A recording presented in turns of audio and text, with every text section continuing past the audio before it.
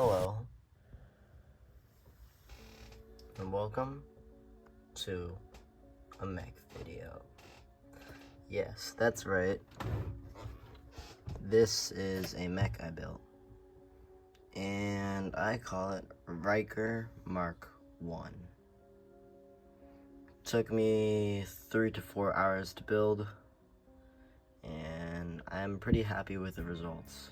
It's the first mech that I built in like 2 or 3 years, so it's nice to see that this is better than my previous mechs. This mech, I like all the details that I packed into it for all the joints, where I used a lot of clip pieces. I don't know if it can zoom in that well, but that is a Lego wrench piece, and I use them quite frequently as joints. You'll notice that I also put it here, somewhere in between there. You can see the clip on it on the right, near the 1x2 plate, and then I also have some ball joints for the lower limbs. Taking a look at the arm, you can see that there's a couple of joints.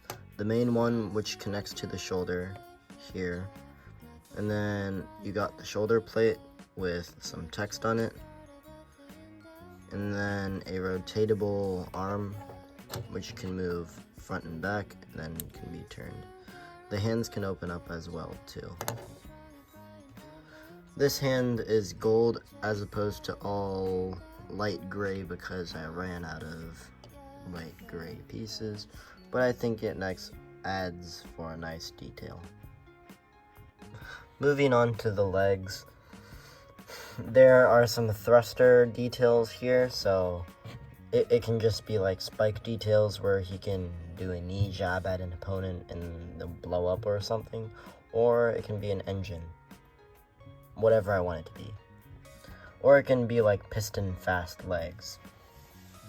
On the side, you'll see there's a small ball joint, and then at the bottom, a bigger joint for the foot.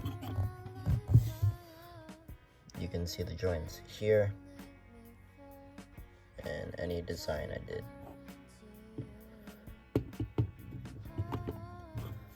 The mech, the reason why the feet are like this at such an angle is because I wanted the mech's body to be curved.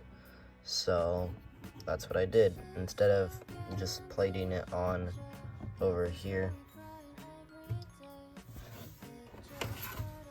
in this area, I just had a wedge plate, or whatever it's called, a hinge plate, to make it a little bit more angled, and I really like the details I was able to pack into it. More on that later. On the back there is more details, like an engine slash leg connector, as if it's more pistons and joints connecting to the actual moving joint pieces. And then there's plated up plates on his back to represent like back muscles, how they always pop out towards the central area. The back of the head is here, and you can also see that the plate thing is mirrored on the other side of the arm, the 1x2 silvery thing. And then there's these spikes things that pop out of the leg, which can be used as aesthetic detail and to pop out and to actually attack people. But other than that, I still have the regular angle plates. That's what I was gonna show you. And then here's the joint connector I used to connect that hinge plate I was talking about.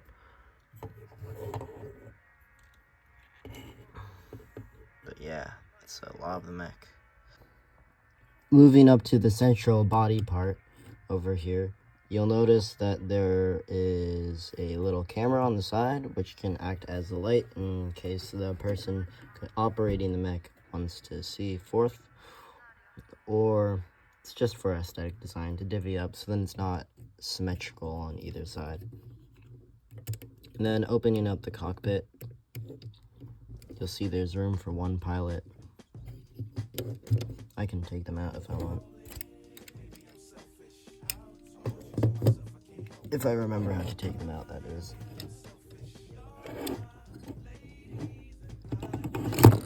There. Yeah, the head can fall off. But on the inside, you can see the head space is pretty bare with the 2x2 area, and that's because the black plate down there is kind of angled, so it's the only way it could fit in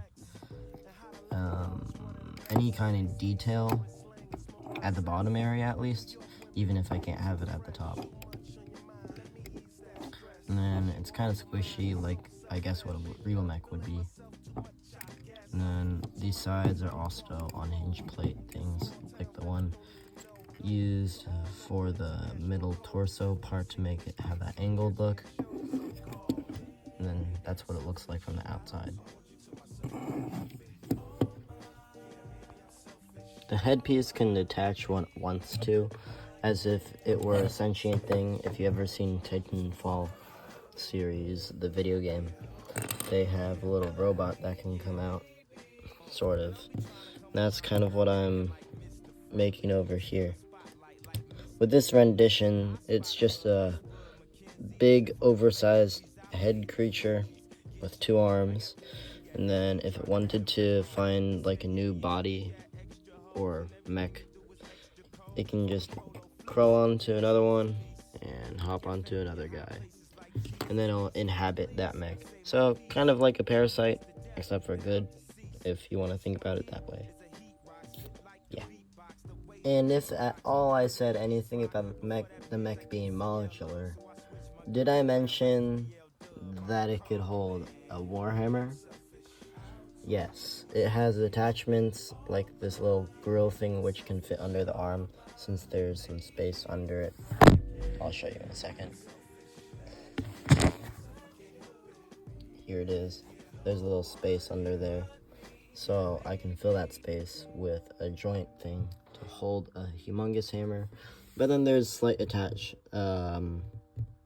changes I had to make to the arm as well by extending out it with this 1x2 rounded wedge plate thing.